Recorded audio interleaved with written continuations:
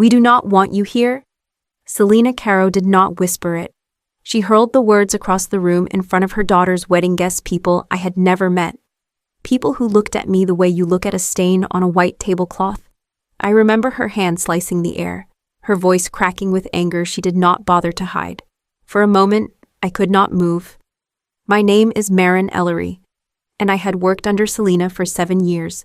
In all that time, she had never spoken to me as loudly as she did in that ballroom. Never with that kind of venom. I did not argue. I did not defend myself.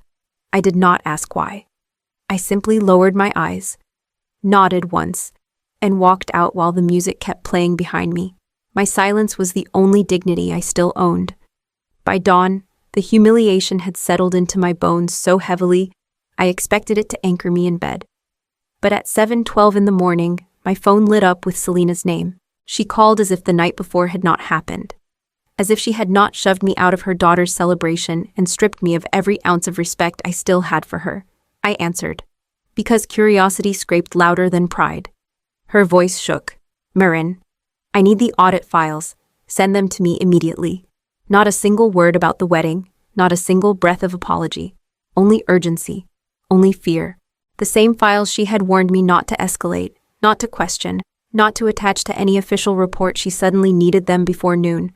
I heard her breathing hard, like she was pacing, like she knew exactly what those documents could do. I paused long enough for her to feel it. Then I answered with a sentence she will never forget. A sentence that shifted 7 years of power between us. "Before I tell you what I said, you should know this. The story you are about to hear is a fictional work created by the writing team at Herrevenge. It is inspired by real patterns many women face in the workplace: coercion, erasure, exploitation, and the quiet strength required to survive them. This narrative is meant to illuminate the journey of a woman who finally stops shrinking for someone else's comfort and reclaims her voice on her own terms. All characters and events are fictionalized for storytelling purposes.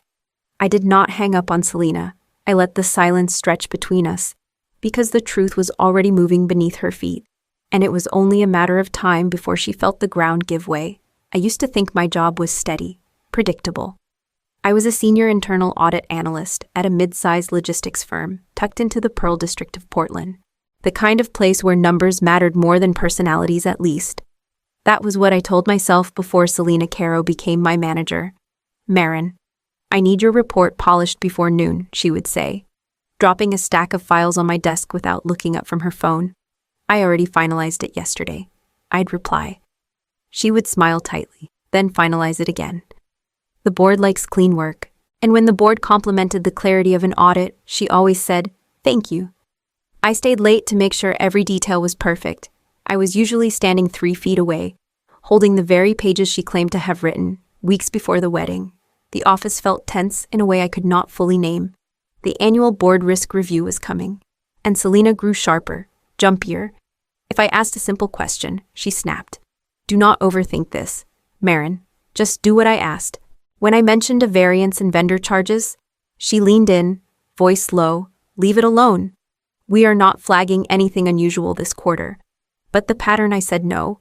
Her eyes held something I had not seen before. Not irritation, not stress, something closer to fear.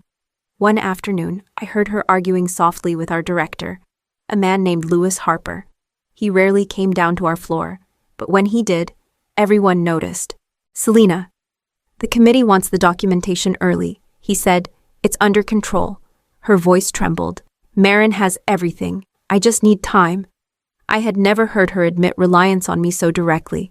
When Lewis walked away, she turned to me as if the moment hadn't happened.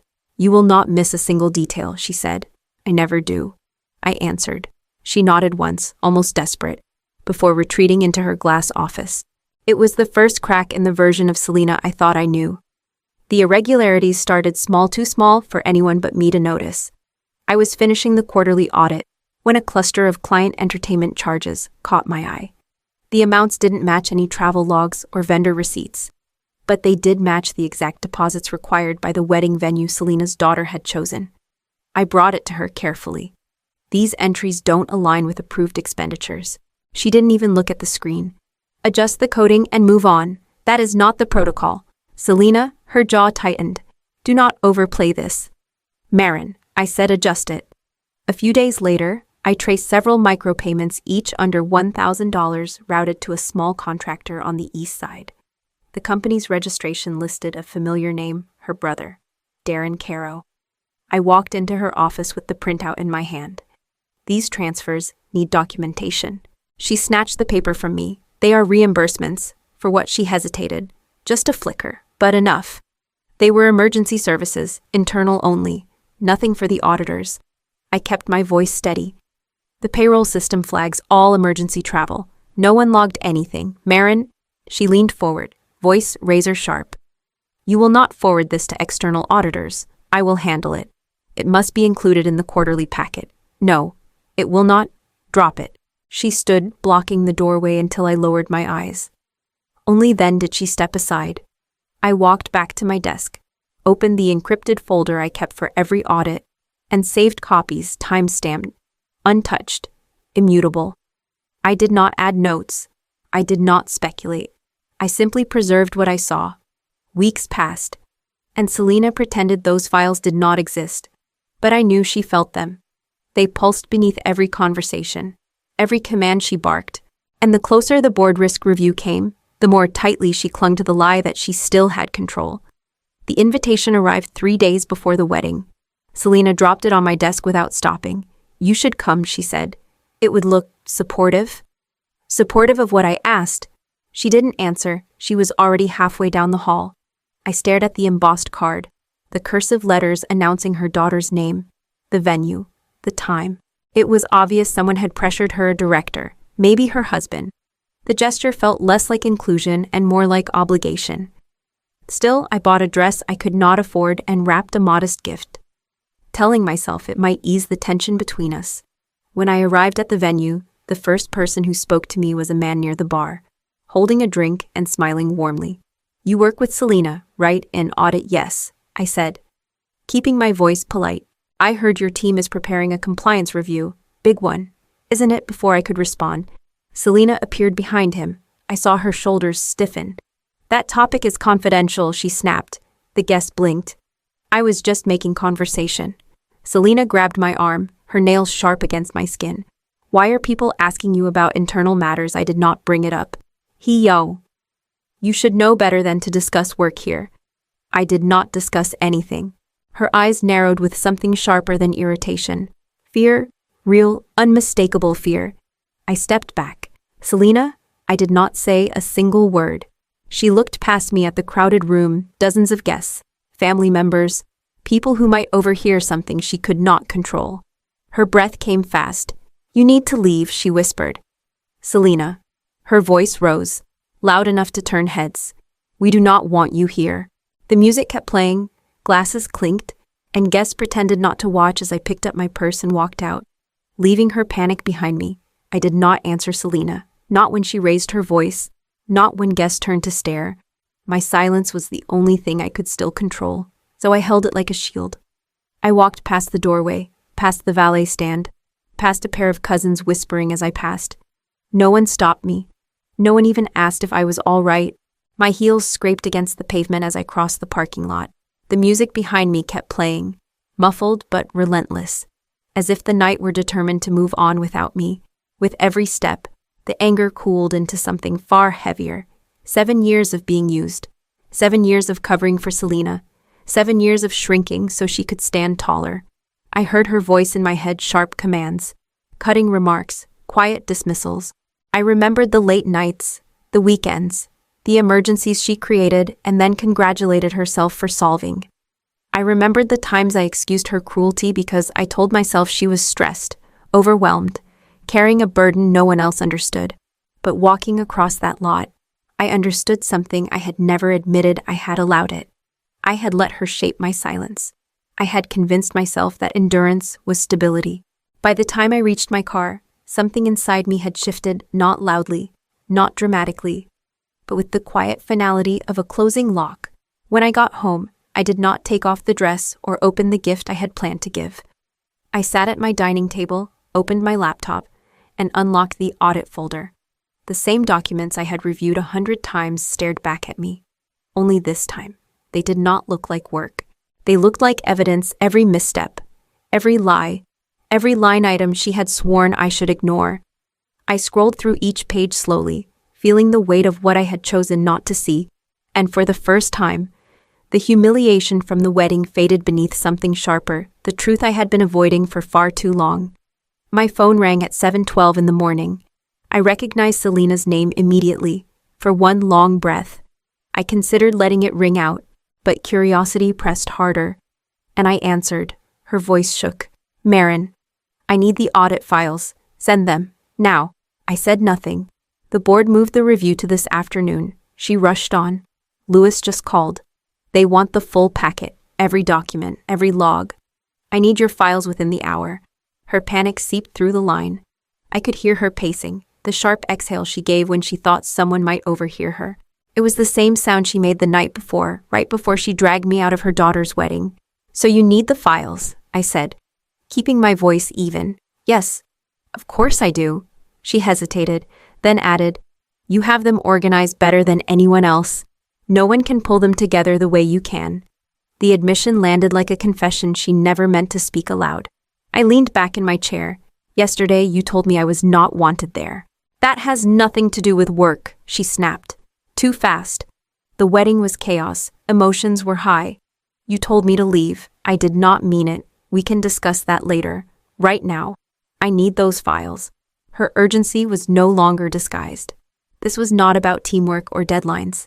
This was survival, hers. For 7 years, she had spoken as though my work was replaceable, my presence optional. Now she sounded like she was holding onto the phone with both hands, terrified I might slip away. I let the silence stretch until she whispered, Marin, please, I am asking you, for the first time. She needed me more than I had ever needed her, and I did not owe her my silence anymore. I kept my voice steady when I finally spoke. The audit files no longer go through you. You can request them from the board, on the other end. Selena's breath caught. That is not how this works, she said, trying to recover her authority. I am your manager. You answer to me, not on matters involving board oversight, I said. Protocol is clear. Her tone sharpened. If you forward anything without my approval, I will involve human resources. I almost laughed. Selena, I already sent the files to the board risk committee an hour ago. There was a loud, empty pause, like she had dropped the phone and scrambled to pick it up again. You had no right, she whispered. I followed the reporting chain you told me to ignore. You do not understand what you have done. I understand exactly. She shifted tactics in an instant. Marin, listen. We can fix this. If you resend them through me, I can explain the discrepancies. You and I can present a unified front. No, I said. You told me to hide the irregularities. I will not do that. Her voice fractured. Please, do not do this. But the decision was already made. And the files were already in the board's hands.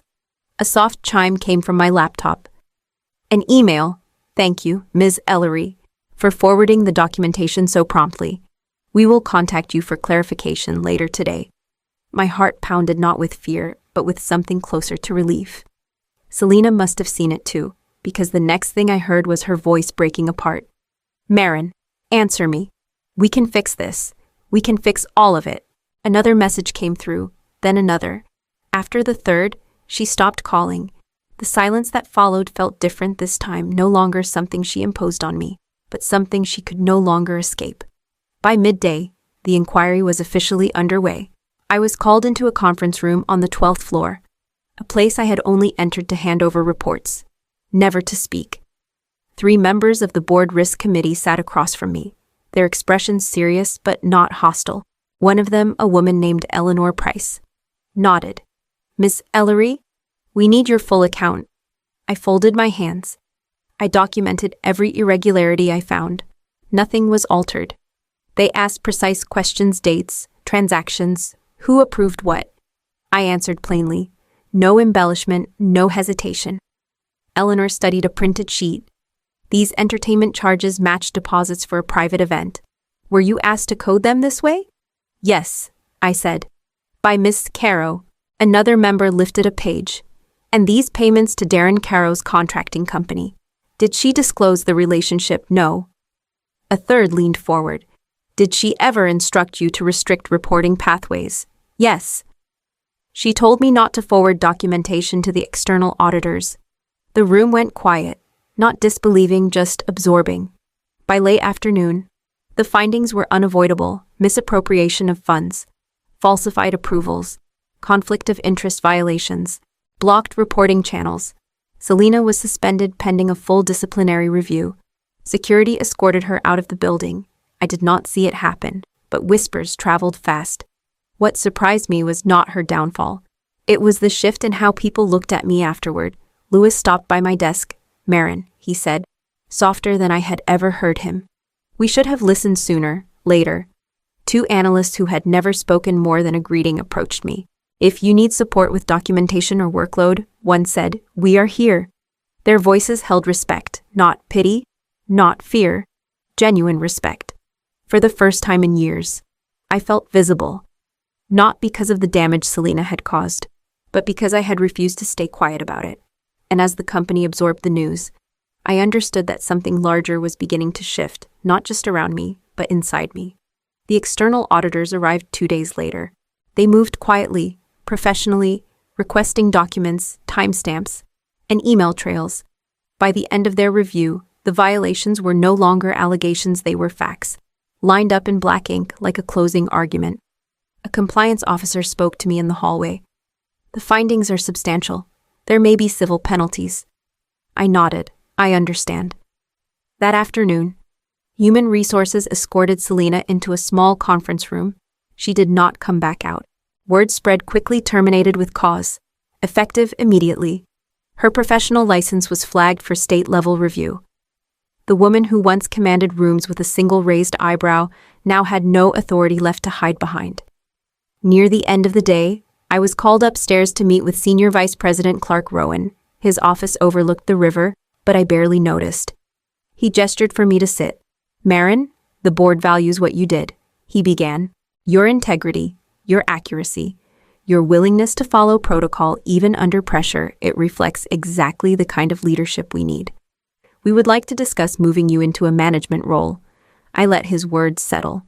For years, I had imagined being trusted, respected, recognized. But standing in that office, I felt none of the excitement I once believed leadership would bring. I heard Selena's voice echoing through those same halls, her tension, her fear, the way power had twisted her into someone unrecognizable. "Thank you," I said quietly, "but I am not interested in replacing her." Clark blinked. "You're sure?" "I am. I would like a severance package instead. A fair one. And I will transition my projects cleanly." He leaned back, studying me. Then he nodded. "We can arrange that." When I walked out of his office, I did not feel triumphant. I felt steady, certain in a way I had not felt in years. I was finally choosing my own terms, not the ones someone else forced on me.